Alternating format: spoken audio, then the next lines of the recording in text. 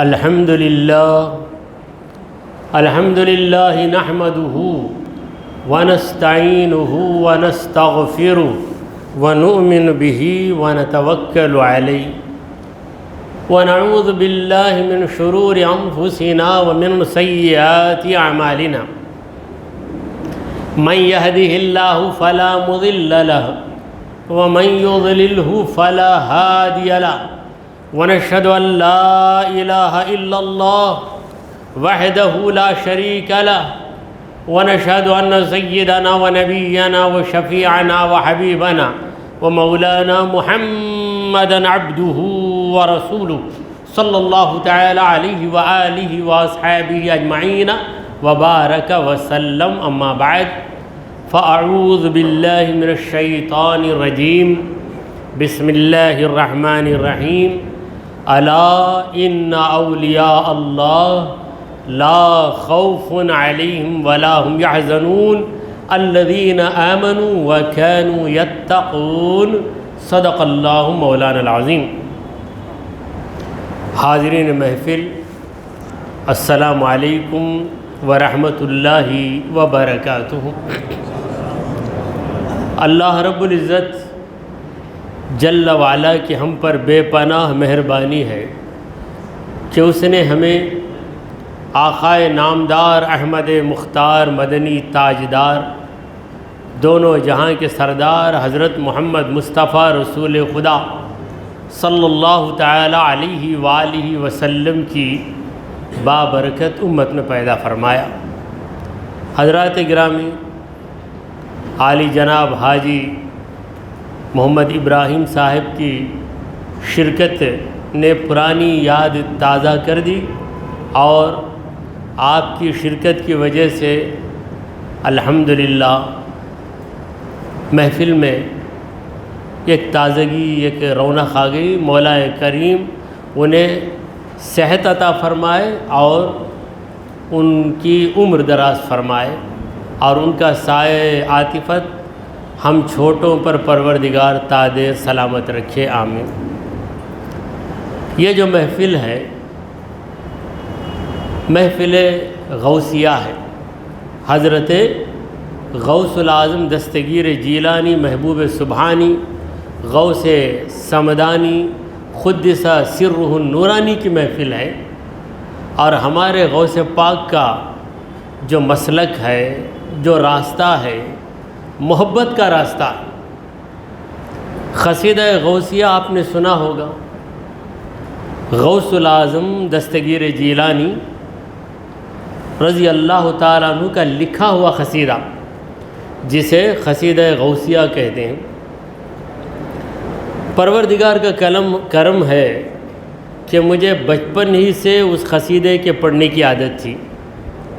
میں نے اس قصیدے کے فوائد میں ایک فائدہ دیکھا کہ جو یہ قصیدہ ریگولر پڑھے گا، لگاتار پڑھے گا، اسے عربی زبان آئے.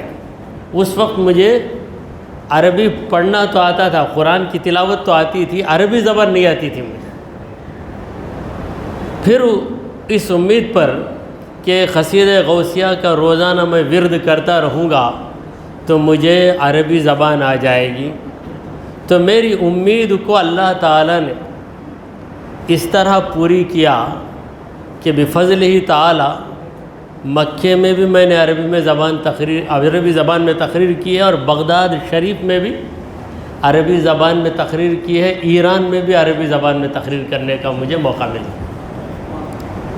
تو یہ قصیدہ غوثیہ کا فیضان، یہ سنی سنائی بات نہیں ہے بلکہ یہ میرا تجربہ. اسباب کے ذریعے ہی عربی آئی، مگر جس وقت ہم قصیدہ غوثیہ کو پڑھتے رہے بچپن میں، اس وقت بس یہ امید تھی کہ مجھے بھی عربی زبان آ جائے. تو قصیدہ غوثیہ کا پہلا شعر عرض کرنے کے بعد میں بات کو آگے بڑھانا چاہتا ہوں.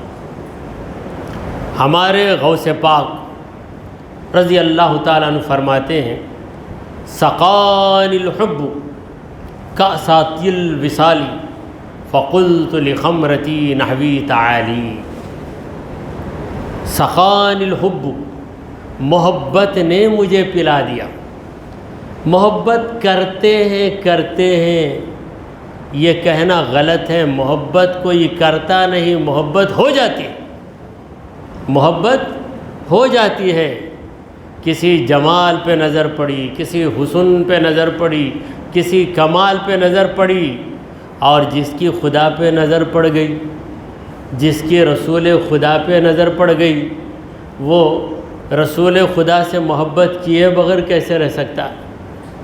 کیونکہ رسول کریم صلی اللہ علیہ وسلم سراپا حسن ہے، ایسا حسن، وہ کمال حسن حضور ہے کہ کمال کے گمان نقص جہاں وہ کمال حسن حضور ہے کہ گمان نقص جہاں نہیں، یہی پھول خار سے دور ہے، یہی شمع ہے کہ دھواں نہیں۔ سرکار دو عالم صلی اللہ علیہ وسلم ایسا پھول ہیں کہ اس پھول میں کانٹا نہیں، جبکہ ہر پھول میں کانٹا ہوتا ہے۔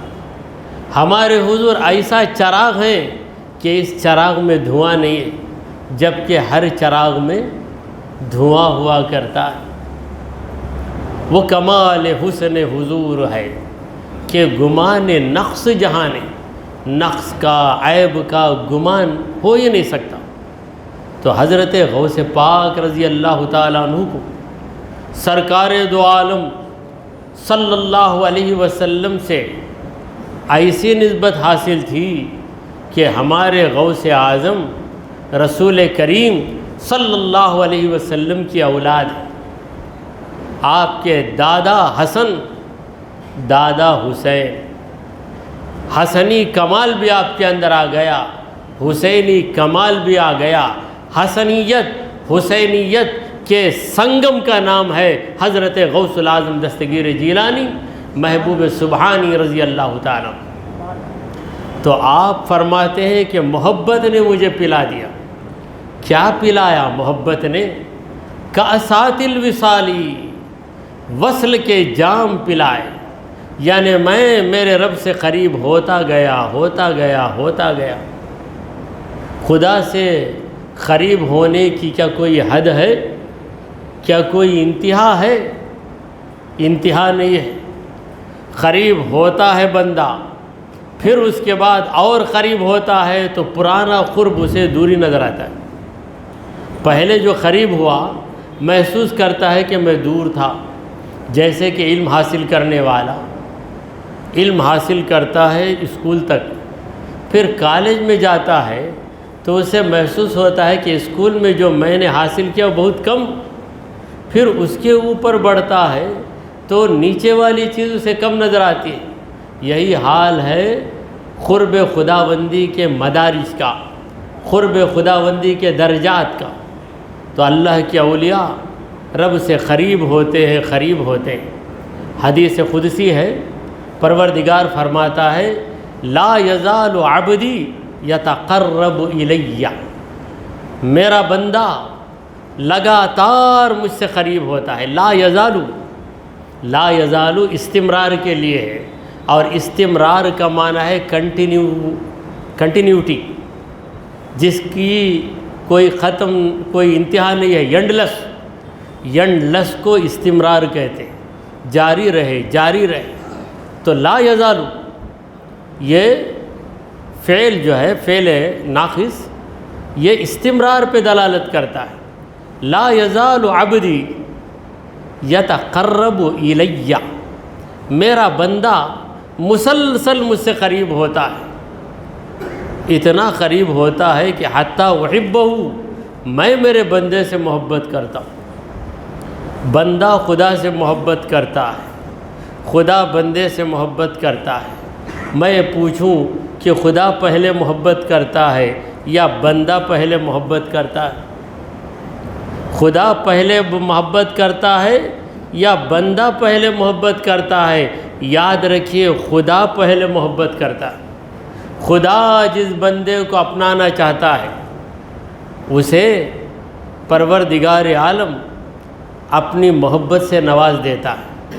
پھر جب بندہ رب کی دی گئی محبت سے ترقی کرتا ہے تو پروردگار کہتا ہے کہ یہ تو میں نے تجھے محبت کرنے والا بنا دیا، اب پھر دیکھ میں تجھے محبت پانے والا بناتا ہوں۔ محبت کرنے والا بنا تو بندے کا نام ہے محب، بندے کا نام ہے عاشق۔ جب خدا کی محبت پانے والا بنا تو بندے کا نام ہے محبوب۔ تو اللہ کا ولی اللہ کا محبوب ہو جاتا ہے۔ جب اللہ کا محبوب ہو جاتا ہے تو اللہ تعالیٰ فرماتا ہے کہ من عادی لی ولیا، جو میرے کسی بھی ولی سے دشمنی کرے گا، من عادی لی ولیا، میرے کسی بھی ولی سے دشمنی کرے گا، فقد آذنتہ بالحرب، تو میں اسے جنگ کے لیے للکار رہا ہوں۔ ولی کی دشمنی بہت بھاری پڑ جاتی ہے، بڑے بڑے بادشاہوں پہ بھاری پڑ گئی ولی کی دشمنی، کیونکہ ولی اپنا انتقام نہیں لیتا۔ کوئی ولی اپنا انتقام نہیں لیتا، ولی کا انتقام اللہ تعالیٰ لیتا ہے۔ اور اللہ تعالیٰ فرماتا ہے کہ میں جنگ کے لیے للکار رہا ہوں جو میرے ولی سے دشمنی کرے گا۔ ایک اللہ والے فقیر تھے، اللہ کے فقیر تھے، ان کے ہاتھ سے کوئی چیز جھڑ گئی، جھڑ کر ایک عورت پہ گر گئی۔ وہ عورت کسی کی محبوبہ تھی۔ جب وہ محبوبہ تھی تو اسے بڑا غصہ آیا، دوڑ کر آیا، یہ نہیں دیکھا کہ بزرگ ہے، فوراً آ کے ایک تماچا لگا دیا کہ کیا کیا، یہ میری محبوبہ ہے، آپ کو سلیقہ نہیں، آپ نے دیکھا نہیں؟ وہ تو مست تھے، کچھ اثر ہی نہیں لیا۔ کچھ دیر کے بعد یہ گر پڑا، گر کے معذور ہو گیا۔ تو پھر اس ولی نے عرض کیا، ہے پروردگار، تیرا یہ بندہ نوجوان ہے، ابھی اس کی عمر ہے، اس کی حالت کیا ہو گئی؟ تو اس نے کہا وہ اپنے پیارے کے لیے تجھے مارا، تو میرا پیارا ہے، میں اسے کیسے چھوڑوں گا، میں کیسے چھوڑ سکتا ہوں؟ تو اللہ والے کا جو دشمن ہوتا ہے کبھی وہ کامران نہیں ہوتا۔ حضرت نظام الدین محبوب الہی رحمۃ اللہ علیہ، دلی میں ان کی بڑی شہرت ہو گئی، مریدین معتقدین روزانہ بڑھتے جا رہے تھے۔ بادشاہ کو یہ بات بہت بری لگی، بادشاہ کو ڈر ہو گیا۔ سب سے زیادہ ڈر بادشاہ کو ہوتا ہے۔ لوگ سمجھتے ہیں کہ وہ بادشاہ ہے لیکن بہت زیادہ ڈرتا۔ کیوں ڈرتا؟ اسے یہ ڈر کہ کوئی دوسرا حکومت کو نہ سنبھال لے، کوئی دوسرا میرا تخت نہ چھین لے، کوئی دوسرا میری طرح راج کر کے مجھے تاراج نہ کر دے، یہ بڑا ڈر ہوتا ہے۔ تو باہر گیا کسی مہم پر، وہاں سے اس نے ایک پیغام بھیجا۔ وہ پیغام یہ تھا کہ نظام الدین سے کہہ دو کہ میرے دلی پہنچنے کے پہلے وہ دلی سے نکل جائے، میں دلی کو پہنچوں گا اس سے پہلے وہ دہلی سے دلی سے نکل جائے۔ جب یہ پیغام حضرت محبوب الہی کے پاس آیا، حضرت سرکار نظام الدین اولیاء کے پاس آیا، تو آپ نے کہا ہنوز دلی دورست، ہنوز دلی دورست، ابھی دلی بہت دور ہے۔ کہہ دیا، بات ختم ہو گئی۔ بادشاہ نکل کر آیا کامیاب ہو کے، دلی کے قریب تھا، دلی میں قدم رکھنے کے لیے کچھ فاصلہ رہ گیا، بس پیدل چلنے کی مسافت رہ گئی، واکبل ڈسٹنس، پیدل چلے گا تو دلی میں آ جائے گا۔ اتنی مسافت آئی تو پھر بے قراری ہوئی، چکر کھا کے گرا، پھر ختم ہی ہو گیا۔ اب وہ تو دلی نہیں پہنچ سکا، اس کی لاش ہی دلی پہنچائی گئی، اس کی لاش ہی دلی پہنچائی گئی۔ اور حضرت نظام الدین کا وہ مقولہ کہ ہنوز دلی دورست، دلی بہت دور ہے، دلی بہت دور ہے، یک کہاوت بن گئے. کوئی کام ناممکن ہو تو لوگ کہتے ہیں ہنوز دلی دور است، دلی ابھی بہت دور ہے. دلی ابھی بہت دور ہے کا مطلب یہ کام ہونے والا نہیں ہے، یہ کام ممکن نہیں ہے.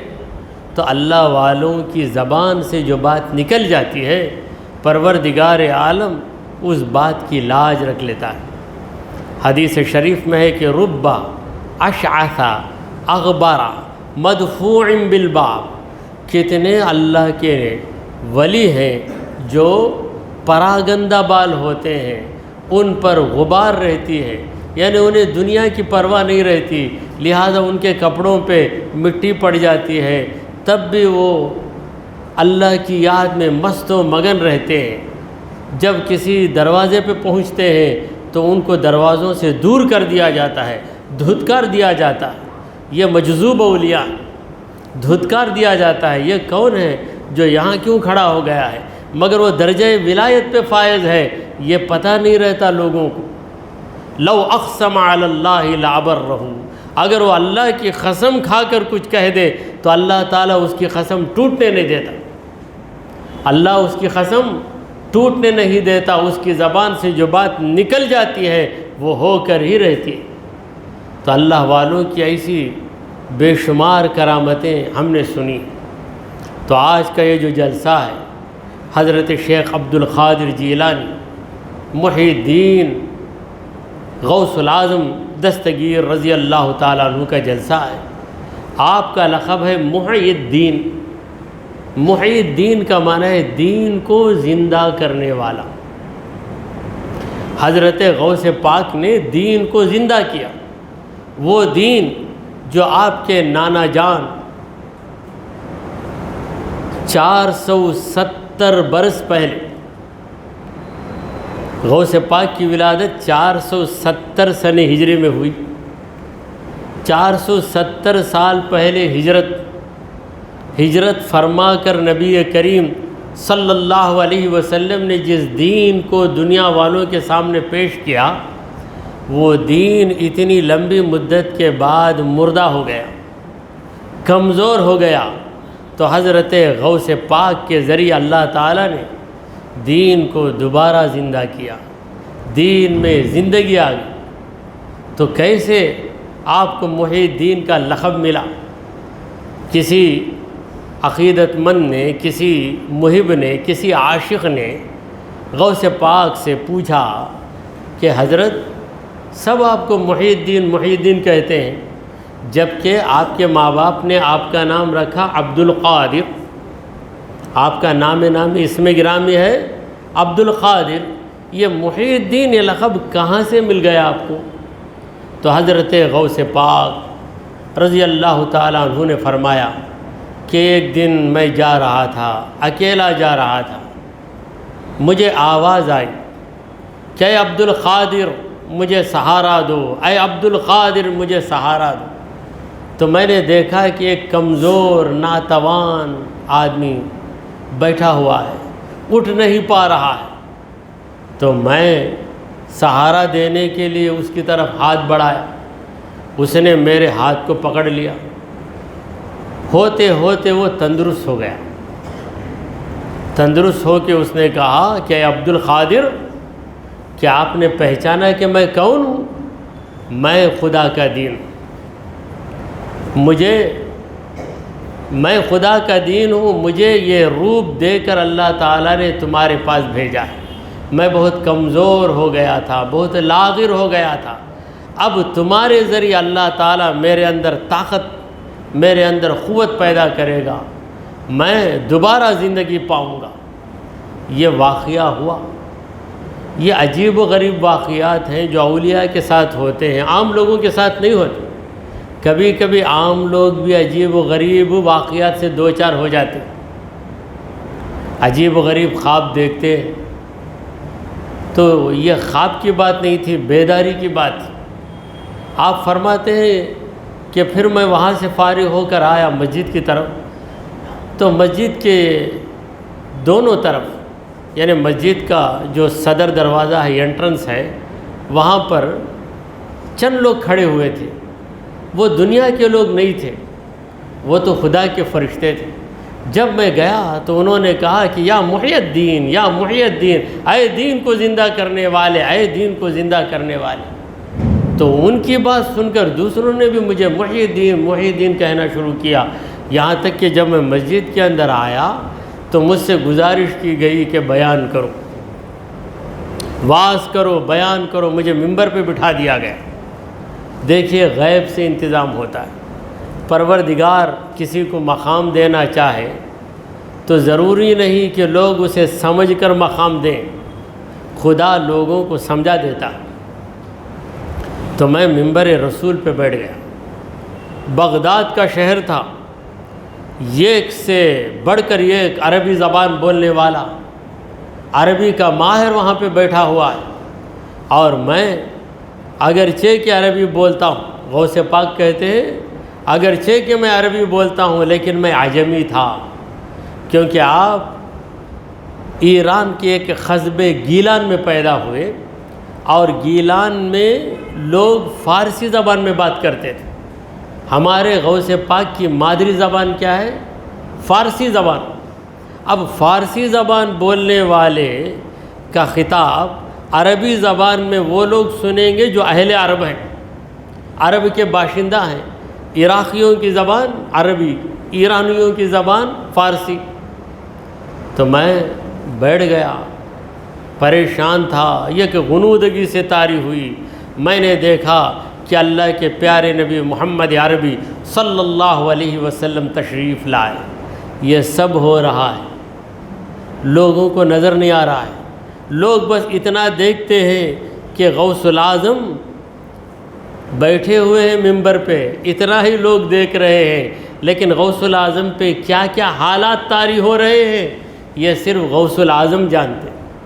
سرکار دو عالم صلی اللہ علیہ وسلم تشریف لائے، کہا کہ یا بنیا، اے میرے بیٹے، گھبراؤ نہیں، منہ کھولو۔ تو میں نے حکم کی تعمیل کرتے ہوئے اپنا منہ کھولا، تو حضور سرکار دو عالم صلی اللہ علیہ وسلم نے میرے منہ میں 7 مرتبہ لعاب ٹپکا دیا۔ 7 مرتبہ اپنا مبارک تھوک اپنے منہ میں ڈال دیا۔ ڈالنے کے بعد کہا کہ بیٹا گھبراؤ نہیں، چلے گئے۔ نبی کریم صلی اللہ علیہ وسلم رخصت ہوئے تو حضرت علی رضی اللہ تعالیٰ تشریف لائے۔ حضرت علی تشریف لائے، کہا کہ بیٹا گھبراؤ نہیں، منہ کھولو۔ تو میں نے منہ کھول دیا، تو حضرت علی رضی اللہ تعالیٰ عنہ نے 6 مرتبہ لعاب ٹپکایا۔ 6 مرتبہ لعاب ٹپکانے کے بعد جب فارغ ہو گئے تو غوث العظم عرض کرنے لگے کہ اے میرے دادا جان، حضرت علی آپ کے دادا بھی ہیں، آپ کے نانا بھی ہیں۔ دادا اس لیے کہ باپ کی جانب سے آپ حسنی سید ہیں اور حضرت حسن کے والد ہیں حضرت علی۔ ماں کی جانب سے آپ حسینی سید ہیں اور حضرت امام حسین کے والد بھی ہیں حضرت علی۔ تو امام حسن آپ کے دادا، امام حسین کو نسبت آپ کو ماں کی جانب سے ملی ہے، امام حسین آپ کے نانا۔ تو حضرت علی بیک وقت غوث العظم کے دادا بھی ہے، غوث العظم کے نانا بھی۔ جس کا دادا بھی علی، جس کا نانا بھی علی، وہ کس درجے کا ولی ہوگا ذرا اندازہ کیجیے۔ تو 6 مرتبہ جب لعاب ٹپکا دیا تو حضرت غوث العظم عرض کرنے لگے کہ اے دادا جان، رسول پاک صلی اللہ علیہ وسلم نے 7 مرتبہ لعاب ٹپکا دیا، آپ بھی 7 مرتبہ آپ کا لعاب ٹپکا دیجیے، کیونکہ جتنا لعاب ملے گا، لعاب یعنی تھوک کو عربی زبان میں لعاب کہتے ہیں، جتنا لعاب ملے گا اتنا فیضان مجھے زیادہ ملے گا۔ تو حضرت علی کہنے لگے کہ دیکھو بیٹا، ادب کا مقام ہے، ادب کا مقام ہے، میں حضور کی برابری نہیں کر سکتا۔ حضور اکرم صلی اللہ علیہ وسلم نے 7 بار لعاب ٹپکایا ہے، تو میں حضور سے پیچھے رہ کر 6 مرتبہ لعاب ٹپکاؤں۔ تو ادب کی تعلیم دی۔ پھر غوث پاک کہنے لگے کہ اس کے بعد جب میں بیان شروع کرنے لگا تو ایسی عربی آ رہی ہے کہ یہ عربی کتابوں سے نہیں آتی، فیضان سے آتی ہے۔ ایک طرف نبی کا فیضان، دوسری طرف علی کا فیضان، تاجدار نبوت کا فیضان بھی کام کر رہا ہے، تاجدار ولایت کا فیضان بھی کام کر رہا ہے۔ اب غوث پاک بولنے لگے، لوگوں میں شہرت ہونے لگی، عوام تو عوام، علماء کرام بھی آپ کی مجلسوں میں حاضر ہونے لگے۔ حضرت غوث پاک رضی اللہ تعالیٰ عنہ کے بیان کی محفل میں 400 علماء بیٹھتے تھے، جو اپنے ہاتھ میں کاغذ اور قلم لے کر بیٹھتے اور آپ کے بیانات کو لکھتے تھے۔ الفتوحات الربانیہ آپ کی کتاب ہے، آپ کے بیانات کا مجموعہ ہے۔ یہ کہ ایک عالم نے بیانوں کو اکٹھا کیا، اب جس کا مجموعہ باقی رہ گیا وہ آج تک بھی باقی ہے۔ تو 400 علماء لکھتے تھے، کیونکہ آپ کی زبان سے قرآن و حدیث کے ایسے مطالب نکلتے تھے، ایسے معنی نکلتے تھے جسے کتابوں میں پایا نہیں جا سکتا۔ آپ کے بیان میں کئی لوگ جاں بحق ہو جاتے تھے، یعنی بیان میں ایسا اثر ہوتا کہ کوئی تاب نہ لا کر اللہ کی محبت میں اتنا بے قابو ہوتا کہ بعض لوگوں کی جانیں چلی جاتی تھیں۔ اسی لیے آپ کے بیان کے محفل میں غسال بھی تیار رہتے تھے۔ تو ایسا ہر بیان میں نہیں ہوتا تھا۔ اللہ تعالیٰ نے ہمارے غوث پاک کو بے مثال بنایا ہے۔ آپ کی محفل بھی بے مثال، اور آپ کے محفل میں ہزاروں کی تعداد میں لوگ رہتے تھے۔ بغداد میں جامع مسجد آپ جب بیان کرتے تو کھلے میدان میں ہزاروں کی تعداد میں لوگ جمع ہوتے، اور اس زمانے میں لاؤڈ اسپیکر کا انتظام نہیں تھا۔ لاؤڈ اسپیکر نہیں تھا، مگر پہلی صف والا غوث پاک کے بیان کے محفل میں پہلی صف میں بیٹھنے والا آپ کی آواز کو جتنی صفائی کے ساتھ سنتا، دور بیٹھ کر آخری صف میں بیٹھنے والا وہ بھی غوث پاک کی آواز کو اتنی صفائی کے ساتھ سن لیتا تھا۔ حالانکہ آپ کو چیخنے کی، چلانے کی ضرورت نہیں تھی۔ زیادہ کوئی چیخ کر بیان کرتا ہے تو بیان سمجھ میں نہیں آتا، سامنے والے پریشان ہو جاتے، پیچھے تک تو آواز جائے گی، سامنے والے پریشان۔ مگر غوث پاک نارمل آواز میں بولتے، آواز کے اندر اللہ نے ایسی کرامت رکھ دی کہ سامنے والا آپ کی آواز کو جیسے سنتا، دور بیٹھنے والا بھی آپ کی آواز کو اسی طرح سن لیتا۔ بیان ختم ہونے کے بعد کئی یہود، کئی نصارہ، کئی مشرکین آپ کے پاس آ کر کلمہ پڑھ لیتے تھے۔ بیان میں وہ اثر ہوتا تھا۔ کئی مجرم، گنہگار آ کر آپ کے ہاتھ پر بیعت کرتے اور صدق دل سے توبہ کر لیتے تھے۔ یہ کہ ایک بیان بھی انقلاب آفریں ہوا کرتا تھا، یہ کہ ایک بیان میں بے شمار لوگ سدھر جاتے تھے۔ چور چوری کو چھوڑ دیتے، ڈاکو ڈکیتی کو چھوڑ دیتے، زناکار زناکاری کو چھوڑ دیتے تھے، جھوٹ بولنے والے جھوٹ سے پرہیز کر لیتے، غدار غداری کو چھوڑ دیتے تھے۔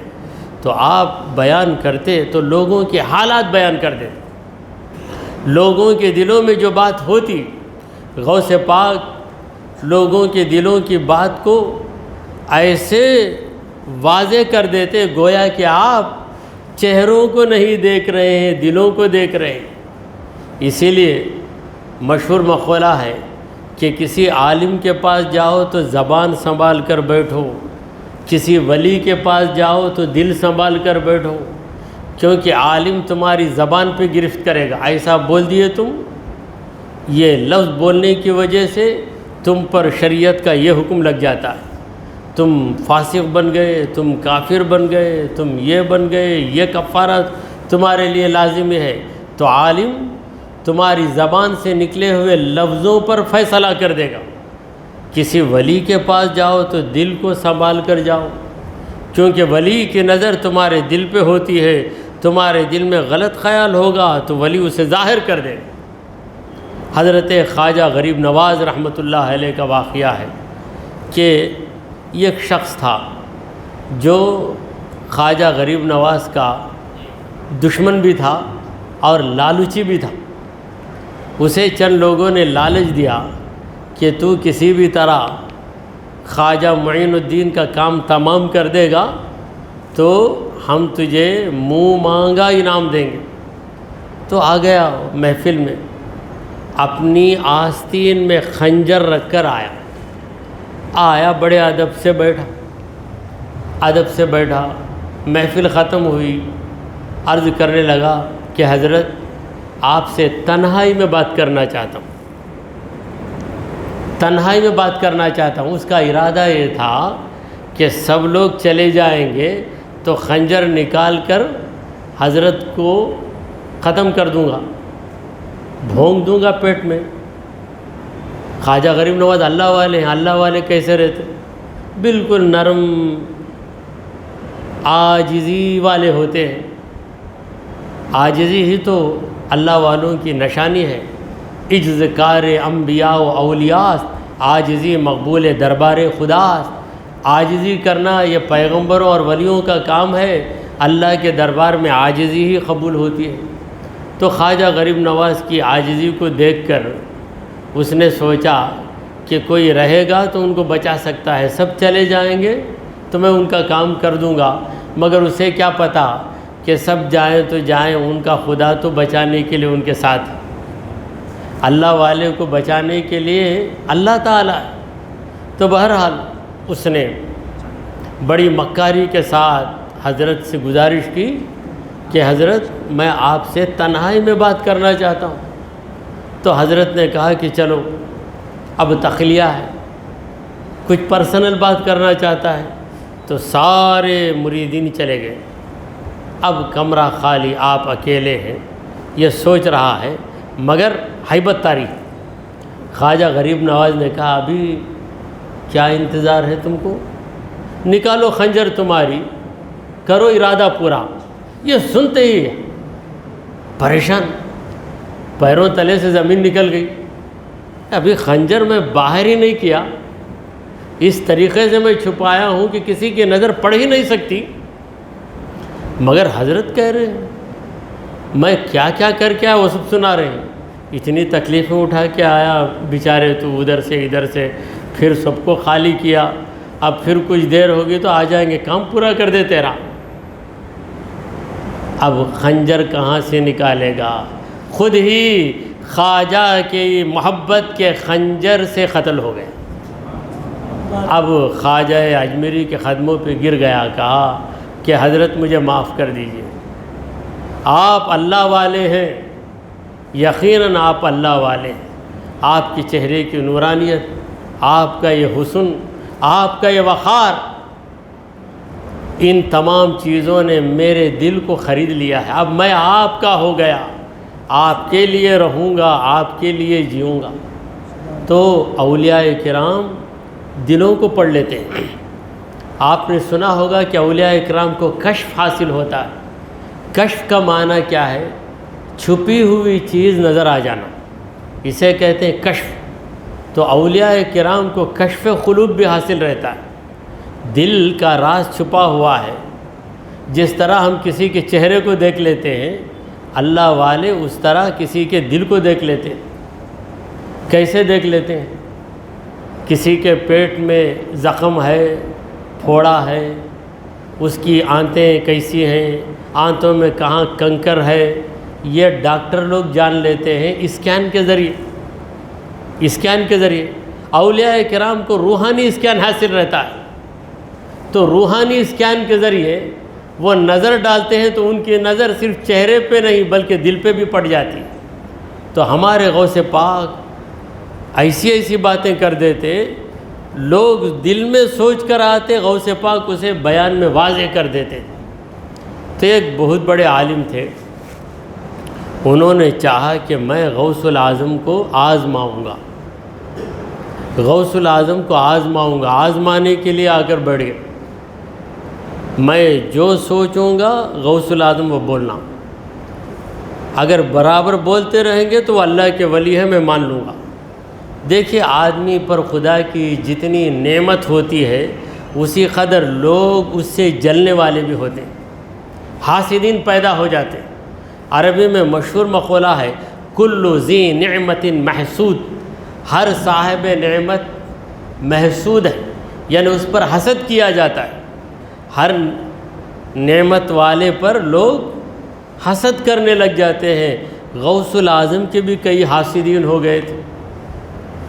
دیکھیے عالم پر حسد کرنے والا کوئی جاہل نہیں ہوتا، عالم پر علماء ہی حسد کرتے، کیونکہ یہ کھلے ان کے آدمی ہیں، یہ اتنا بڑھ گیا علم میں، اتنا مشہور ہو گیا، تو اس سے جلنے لگتے ہیں، اس کی کچھ نہ کچھ خامی بتائیں گے، خامی نہ بھی ہو تو اسے بھی پیش کریں گے۔ مگر جن علماء کو اللہ نے بچا لیا وہ حسد نہیں کرتے، بلکہ ان سے زیادہ علم والے کو قدر کریں گے، مگر بعض اس بیماری میں مبتلا ہے۔ تو غوث العظم دستگیر جیلانی رضی اللہ تعالیٰ عنہ کے زمانے میں بھی چند علماء تھے جو حسد کا شکار ہو گئے۔ تو ایک صاحب بیٹھے، سوچا غوث پاک اب غیبت کے بارے میں بولیں گے تو اچھا ہے، تو آپ غیبت کے بارے میں بیان کرنے لگے، تفصیلی بیان ہوا، تو سوچا شکر گزاری کے بارے میں بولیں گے تو اچھا ہوگا، شکر گزاری کے بارے میں آپ نے کہا، پھر سوچا صبر کے بارے میں کہیں گے تو اچھا ہوگا، غوث العظم نے صبر کے بارے میں بیان کیا۔ وقت جا رہا ہے، وقت جا رہا ہے، وہ ایک ایک عنوان سوچتے، وہ صاحب محفل میں ایک ایک عنوان سوچتے ہیں، اور غوث پاک ایک ایک عنوان پہ بحث کر رہے ہیں۔ آخر غوث العظم نے ان کا نام لیا اور کہا کہ اے فلان، سوچنا بند کرو تاکہ میں بولنا بند کروں، تم سوچتے رہو گے میں بولتا رہوں گا، خدا کے بندے کب تک برداشت کریں، خدا کے بندے کب تک برداشت کریں گے۔ یہ شان تھی ہمارے غوث پاک رضی اللہ تعالیٰ۔ حضرات گرامی، یہ ایسا ہی واقعہ ہے کہ آپ کے بیان کی محفل میں، اور وہ محفل عید کا دن تھا، لوگ جمع ہو گئے، غوث پاک بیان کے لیے بیٹھے ہیں۔ اس زمانے کے ایک مشہور عالم دین، کہا جاتا ہے کہ وہ ابن جوزی تھی، وہ آ کر محفل میں بیٹھے یہ سوچ کر کہ میں ایسا سوال کروں گا عبد القادر سے کہ یہ لاجواب ہو جائیں۔ بہت سے سوالات تیار کر کے لائے تھے ذہن میں، سوچ ایسا سوال کروں گا کہ وہ ایک سوال کا بھی جواب نہیں دے سکیں۔ آ کر سامنے بیٹھ گئے، غوث پاک منبر پہ بیٹھے ہوئے، تو اچانک ان کی حالت ہوئی، جو سوالات سوچ کر آئے تھے وہ سارے سوالات دماغ سے اڑ گئے، کوئی سوال دماغ میں نہیں ہے، مگر ایسی بے قراری پیٹ میں ہوئی، استنجا کی ایسی حاجت ہوئی کہ انہیں ایسا محسوس ہو رہا تھا کہ کھڑیں گے تو قابو نہیں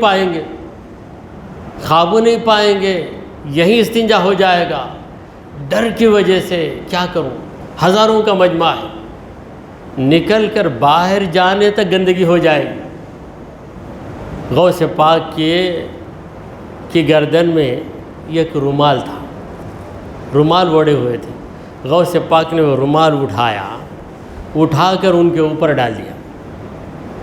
ڈال دیا، بس بیان جاری رہا۔ بیان جاری رہنے کے بعد اچانک اس رومال کو اٹھا لیا، بیان ختم ہونا تھا کہ وہ عالم دین جو غوث پاک کو پھنسانے کے لیے آئے تھے، فوراً قدموں کو پکڑ لیا، کہا کہ واقعہ آپ ہیں، آپ نے مجھ جیسے ظالم پہ بھی کرم کیا، میری لاج رکھ لی۔ پھر لوگوں نے پوچھا کہ ہوا کیا؟ کہنے لگے کہ میں تو آیا تھا بری نیت لے کر کہ ٹیڑھے سوالات کر کے ان کو پھنسا دوں گا، میرے پیٹ میں ایسی تکلیف ہوئی، ایسا درد ہوا کہ میں اٹھ کر کھڑتا تو پھر استنجا ہو جاتا، محفل ہی میں پاخانہ کر دیتا، میں اٹھنے کی ہمت نہیں ہو رہی تھی، اتنی بے قراری ہوئی۔ آپ نے کرامت کا جو رومال میرے سر پہ ڈالا تو اسی وقت میں اپنے آپ کو ایک میدان میں پا رہا ہوں، یہ ایک میدان میں پہنچ گیا ہوں، وہاں استنجا خانے بھی ہیں، وہاں جا کر میں نے قضائے حاجت کی۔ قضائے حاجت کرنے کے بعد وہاں پر کنواں بھی تھا، لوٹا بھی تھا، میں نے پانی لیا، وضو کیا، پیٹ کی پوری تکلیف دور ہو گئی۔ اس کے بعد میرے چہرے سے وضو کا پانی ٹپک رہا تھا، میں وہاں سے چل کر آیا، پھر میں نے دیکھا کہ میں غوث پاک کی محفل میں بیٹھا ہوا ہوں، وہ رومال مجھ سے ہٹا لیا غوث پاک نے، یعنی وہ رومال جب میرے اوپر ڈالا تو مجھے وہاں سے نکال کر دوسرے مقام پہ پہنچا دیا۔ غوث پاک کے رومال میں کرامت ہے تو خود غوث پاک کی کرامت کا عالم کیا ہو۔ اس رومال نے ان کی حالت کو بدل ڈالا، وہاں سے کہاں چلے گئے، لوگ دیکھ رہے ہیں کہ وہاں بیٹھے ہوئے ہیں، مگر وہاں کہاں بیٹھے ہوئے ہیں، ایک دوسرے مقام پہ چلے گئے، وہاں دیکھا تو کوئی نہیں ہے، بڑے سکون کے ساتھ قضائے حاجت کرتے ہیں، پھر وضو کرتے ہیں، وضو کرنے کے بعد سوچتے ہیں کہ میں اب کیسے جاؤں مسجد کو۔ اتنے میں میں دیکھتا ہوں کہ میں اسی جگہ بیٹھا ہوا ہوں اور غوث پاک کے ہاتھ میں وہ رومال، جو رومال انہوں نے ڈالا تھا وہ رومال انہوں نے اٹھا لیا۔ تو بیان کی محفلوں میں کتنی کرامتیں سرزد ہو جاتی تھیں۔ غوث پاک کے مریدین کہتے ہیں کہ غوث الاعظم کی کرامتوں کا یہ عالم تھا کہ کوئی دل میں یہ خیال کرتا کہ ایک کرامت ظاہر ہو تو کرامت ظاہر ہو جاتی تھی۔ گویا غوث الاعظم کی کرامت کا درجہ نہیں، ایک عادت کا درجہ رکھتی تھی۔ عادتاً کوئی چلتا ہے، اٹھتا ہے، بیٹھتا ہے، کھاتا ہے، پیتا ہے، کرامت کبھی کبھی کسی سے ظاہر ہوتی ہے، مگر غوث پاک سے کرامت دن رات ظاہر ہوتی تھی۔ مجمع کرامات تھے غوث الاعظم۔ اسی لیے تو شاہ عبدالحق محدث دہلوی علیہ الرحمہ نے کہا، غوث الاعظم درمیان اولیاء، غوث الاعظم درمیان اولیاء، چون محمد درمیان انبیاء۔ غوث اعظم ولیوں کے درمیان وہ امتیازی حیثیت رکھتے ہیں جو نبیوں کے درمیان محمد مصطفیٰ صلی اللہ تعالی علیہ وآلہ وسلم امتیازی حیثیت رکھتے ہیں۔ تو حضرت غوث پاک کے بیانوں کا ہی تذکرہ ہو جائے تو ہمارا پورا بیان ختم ہو جائے۔ ایک بار حضرت غوث پاک بیان فرما رہے تھے، دوران بیان ایک چڑیا چہچہاتی ہوئی آئی، تو آپ بیان کرتے ہوئے ایک نظر دیکھتے ہیں تو چڑیا آپ کی نظر کی تاب نہیں لائی، نظر میں وہ جلال، غوث پاک کی نظر میں وہ جلال تھا کہ وہ چڑیا دو ٹکڑے ہو کے گر گئی، اس کا چہچہانا بند، زندگی ختم۔ بیان جاری رکھا، جب بیان ختم ہو گیا تو نیچے اترے اور اس چڑیا کو اٹھا کر جوڑ دیا۔ توڑنا بھی معلوم ہے غوث پاک کو، جوڑنا بھی معلوم ہے غوث پاک کو۔ جب جوڑ کے کہا کہ قم باذن اللہ کے حکم سے زندہ ہو جا، تو وہ چڑیا زندہ ہو کر پھر چہچہاتے ہوئے اڑنے لگ گئی۔ تو یہ کرامت لوگوں نے اپنی نگاہوں سے دیکھی۔ کرامت کیا ہے؟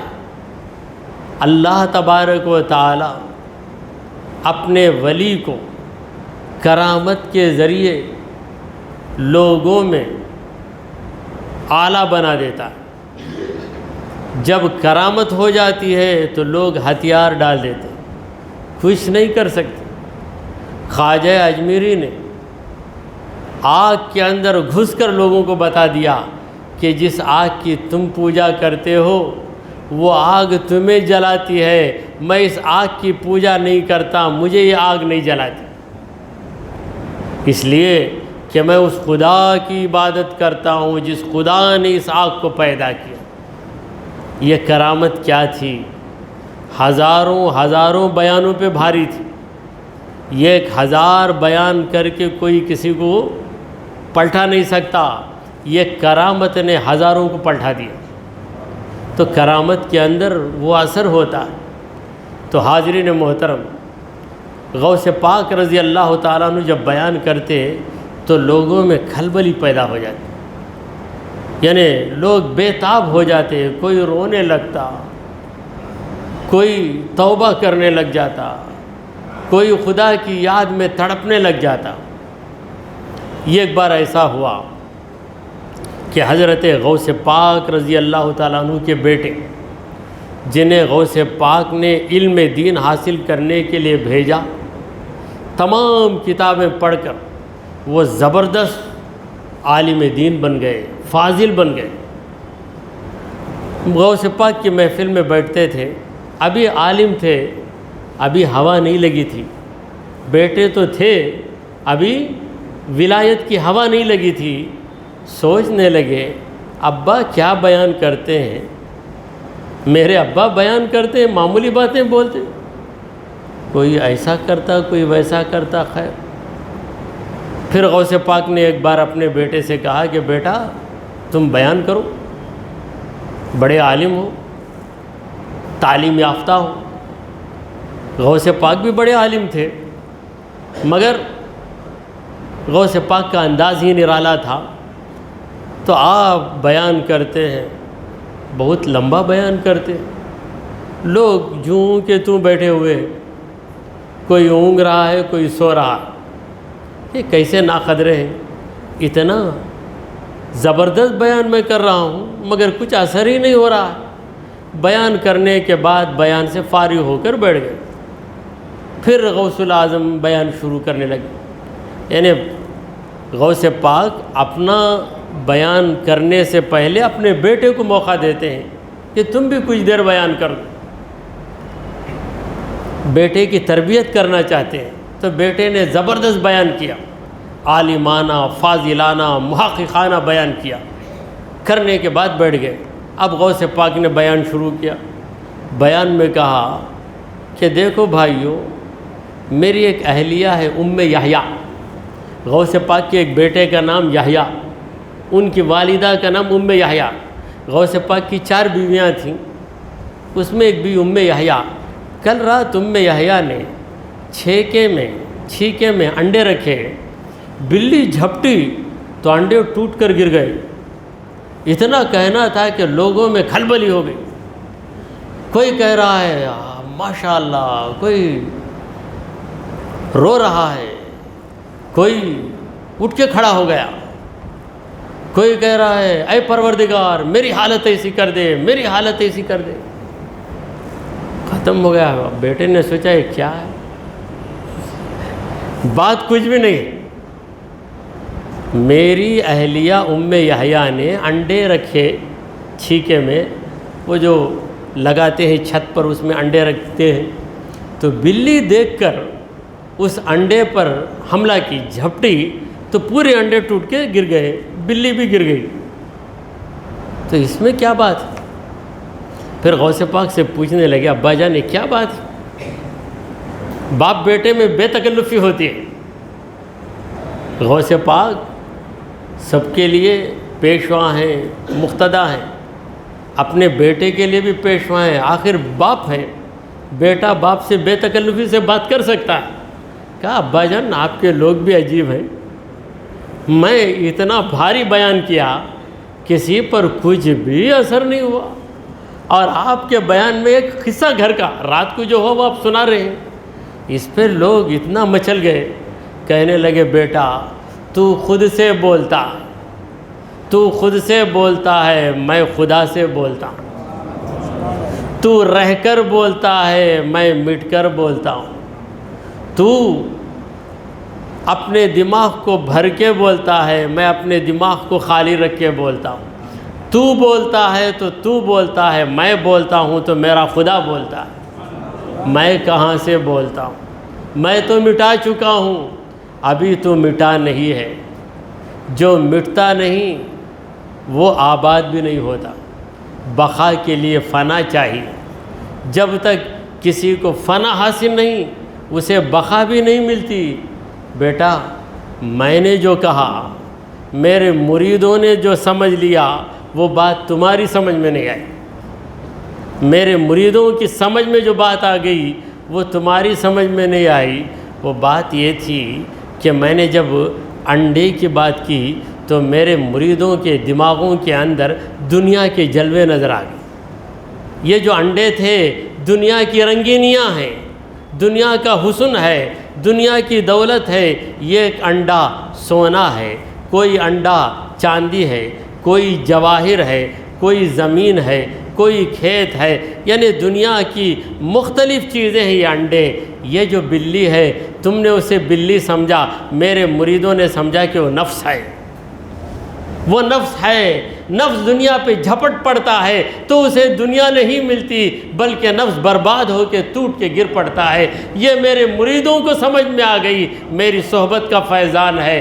بیٹا ابھی تو میری صحبت سے سرشار نہیں ہوا ہے۔ جب تو اس مقام پہ پہنچے گا، جس مقام پہ پہنچے گا، تو سارا غرور جو علم کا تیرے اندر ہے وہ غرور نکل جائے گا۔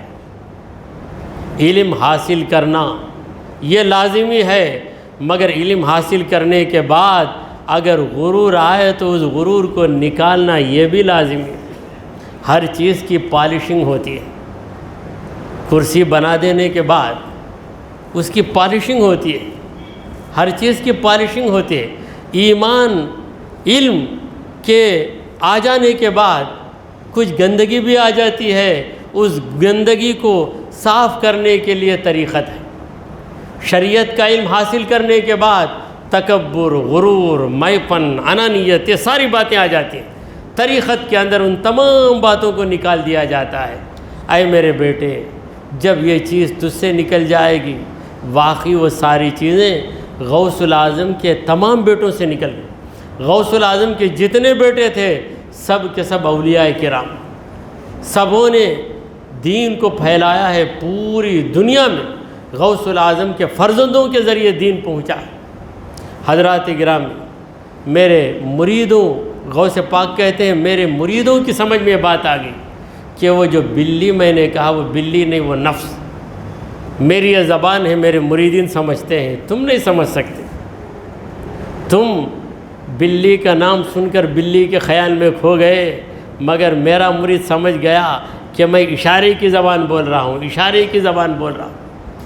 تو یہ تھی غوث پاک کی کرامت۔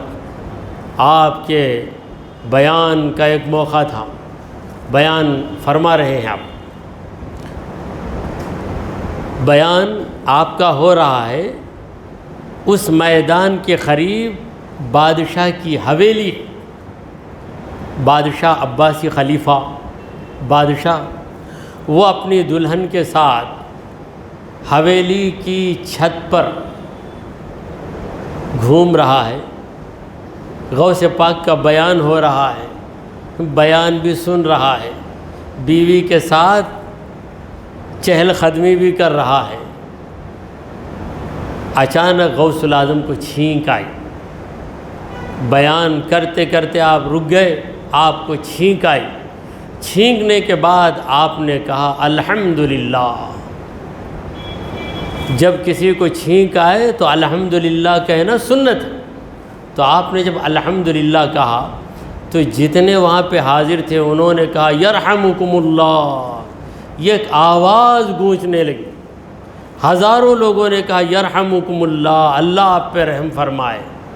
چھینکنے والا الحمدللہ کہے گا، سننے والا یرحمکم اللہ کہے گا، پھر چھینکنے والا کہے گا یہدیکم اللہ ویصلح بالکم، اللہ تمہیں ہدایت دے، اللہ تمہاری حالت صحیح بنائے۔ یہ مسنون طریقہ ہے۔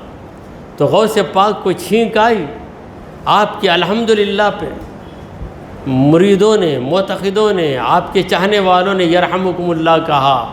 ادھر بادشاہ کی بیوی نے، خلیفے کی بیوی نے کہا کہ اے بادشاہ، اگر آپ برا نہ مانیں تو ایک بات میں آپ سے کہوں۔ کہا بولیے کیا بات ہے؟ آپ بادشاہ ہیں ضرور، لیکن حقیقت میں آپ بادشاہ نہیں، شیخ عبد القادر جیلانی ہی بادشاہ، وہی بادشاہ ہیں۔ اگر آپ کو چھینک آئے آپ الحمدللہ کہیں تو یرحمکم اللہ جواب دینے والے کتنے آپ کے پاس رہیں گے؟ کتنے رہیں گے؟ اور جو رہیں گے کیا وہ بول بھی پائیں گے؟ اتنا ان کے پاس سلیقہ بھی ہے؟ مگر غوث الاعظم کی حکومت دیکھیے، بغیر تخت کے، بغیر تاج کے، یہ دلوں پر حکومت کرنے والے۔ بادشاہ نے بھی کہا کہ واقعی تم نے سچ کہا ہے کہ میں بادشاہ ضرور ہوں دنیا کا، وہ دین کے بادشاہ ہیں۔ ان کی محبت جو لوگوں کے دلوں میں ہے وہ محبت میری لوگوں کے دلوں میں نہیں۔ لوگوں کے دلوں میں میری ہیبت ہے، مگر غوث الاعظم کی محبت لوگوں کے دلوں میں۔ تو آپ کے بیان کا وہ اثر تھا، آپ بیان بڑے دلیر تھے، کسی سے ڈرتے ہی نہیں تھے۔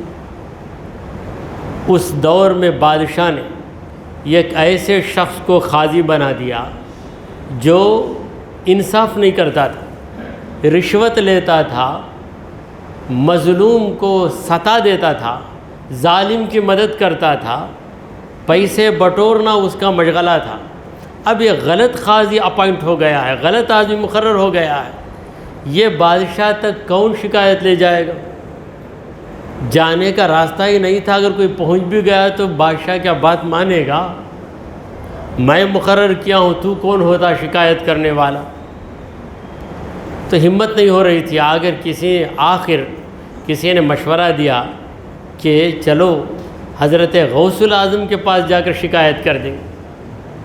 تو لوگ آ کر کہنے لگے کہ حضرت ہم تنگ آ گئے، ہمارے جھگڑے ہوتے ہیں، فیصلہ کرنے کے لیے ہم قاضی کے پاس جاتے ہیں، قاضی انصاف نہیں کرتا بلکہ ظلم کرتا ہے۔ اب وہ بادشاہ کی طرف سے مقرر کیا گیا قاضی ہے، سرکاری قاضی ہے، کون اس کے خلاف آواز اٹھا سکتا ہے؟ آپ ایسا کرم کیجئے کہ بادشاہ سے کہہ کر قاضی کو بدل دیجئے، صحیح قاضی کو مقرر کروا دیجئے۔ تو آپ نے کہا انشاءاللہ ایسا کیا جائے گا۔ جمعرات کے دن فریاد ہوئی، جمعہ کا دن تھا، غوث پاک بغداد کی جامع مسجد میں جمعہ کا خطبہ دیتے تھے، بادشاہ اسی مسجد میں نماز جمعہ ادا کرنے کے لیے آتا تھا۔ تو جس مسجد میں غوث پاک جمعہ پڑھاتے تھے، بغداد کی جامع مسجد، الحمدللہ اس ناچیز کو کئی مرتبہ اس مسجد میں نماز پڑھنے کا موقع ملا، 2 بار بغداد شریف جانے کا موقع ملا، تو 5 نمازیں وہاں پڑھنے کا اللہ نے مجھے موقع دیا۔ میں بہت خوش تھا، اب بھی سوچتا ہوں تو خوشی محسوس کرتا ہوں۔ تو غوث پاک خطبہ دے رہے ہیں، بادشاہ بھی سامنے ہے، آپ نے خطبہ دیتے ہوئے کہا کہ اے امیر المومنین، یہ تم نے کیا کیا؟ ایسے آدمی کو قاضی مقرر کیا جو انصاف نہیں کرتا، وہ بے انصافی کرتا ہے، وہ گنہگار ہے تو تم بھی گنہگار ہو، کیونکہ تم نے سوچے سمجھے بغیر، جانچے بغیر، غور و فکر کیے بغیر غلط آدمی کو تم نے قاضی مقرر کر دیا ہے، اسے اس عہدے سے ہٹا کر صحیح قاضی مقرر کرو ورنہ خدا کا عذاب تم پہ آ جائے گا۔ یہ سننا تھا کہ بادشاہ پہ راشا طاری ہو گئے، غوث پاک کے خلاف بولنا تو کجا، سوچنے کی بھی جرت نہیں تھی۔ بادشاہ جمعہ کے بعد جا کے فوراً قاضی کو بلا کر کہتا ہے کہ چلو تمہیں برخاست کر دیا گیا، تمہیں ہٹا دیا گیا۔ پھر مشورہ کرتا ہے، جو اہل حق ہیں ان کو طلب کرتا ہے، علماء کو بلا کر پوچھتا ہے کہ صحیح قاضی کون ہے۔ جب سب سے رائے لے کر ایک نتیجے پہ پہنچتا ہے تو انصاف پسند قاضی کو مقرر کرتا ہے۔ اس طریقے سے غوث پاک عوام کی پریشانیاں بھی دور کر دیتے تھے۔